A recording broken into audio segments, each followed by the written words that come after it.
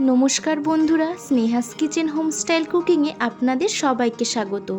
আজকের রেসিপি হলো বাসন্তী পোলাও। চলুন দেখে নেওয়া যাক।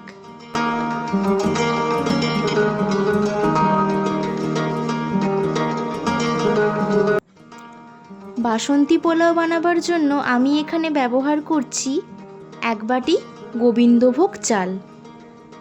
চালটাকে আমি ভালো করে জল দিয়ে ধুয়ে নেব।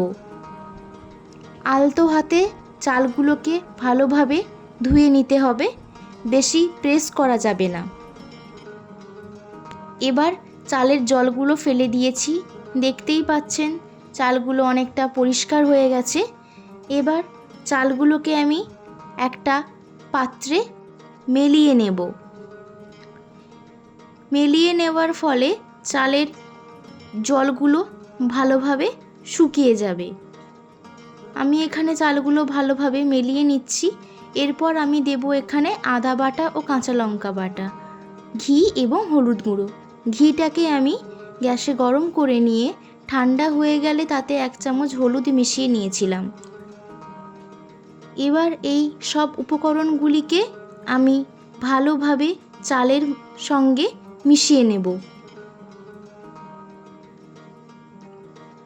সবটা ভালোভাবে মিশিয়ে নিলাম, দিয়ে এটাকে সাইডে রেখে দেব। তারপর গ্যাসে একটা কড়া বসিয়ে তাতে পরিমাণ মতন সাদা তেল দিয়ে দিলাম এবং ঘি অ্যাড করব। ঘি আর তেলটা ভালোভাবে অ্যাড হয়ে গেলে আমি এখানে গোটা গরম মশলা তেলের ওপরে দিয়ে দিলাম। কিছুক্ষণ ভেজে নেব। ভালোভাবে ভেজে নিয়ে আমি এতে দিয়ে দেব কাজু বাদাম। কাজু বাদামগুলোকে আমি এখানে ভেঙে নিয়েছি, আপনারা চাইলে গোটা কাজু বাদামও ব্যবহার করতে পারেন। কাজু বাদামগুলিকে আমি ভালোভাবে ভেজে নেব।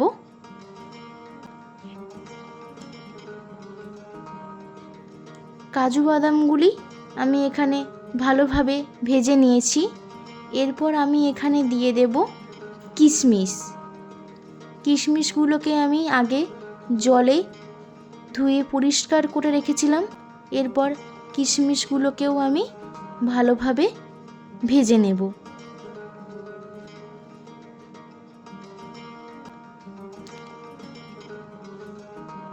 কিশমিশগুলোকে আমি ভালোভাবে ভেজে নিয়েছি। এবার আমি আগে থেকে মেখে রাখা চালটা দিয়ে দেব। চালটাও কিছুক্ষণ ধরে আমি কড়াতে সব কিছুর সঙ্গে মিশিয়ে ভেজে নিচ্ছি। ভালোভাবে ভাজা হয়ে গেলে আমি এতে পরিমাণ মতন জল অ্যাড করব। জলের পরিমাণটা এই রকম হবে যে 1 কাপ চাল তো 2 কাপ জল।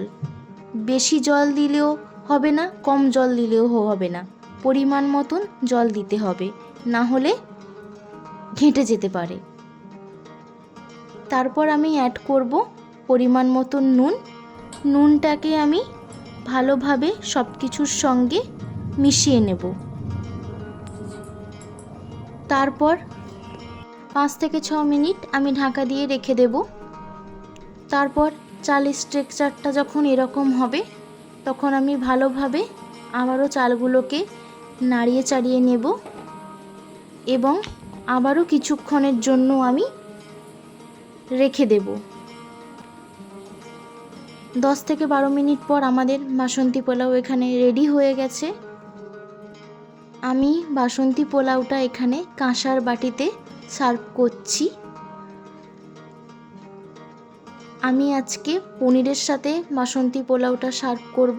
আপনারা চিকেন বা মটন দিয়েও এটা সার্ভ করতে পারেন।